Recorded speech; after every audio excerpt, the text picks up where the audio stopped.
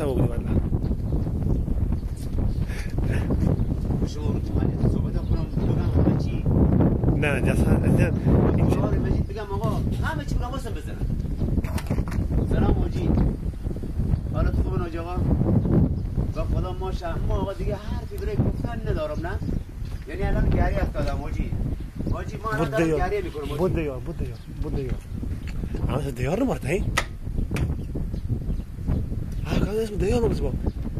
مجید والا بلا به هر که دوست مو دیشا و مو دیار آقای جاوید تا ساعت 2:30 نشستم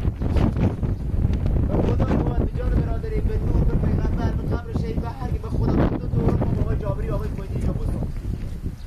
دیگه بار حالا اصلا دیگه آقای مرحوم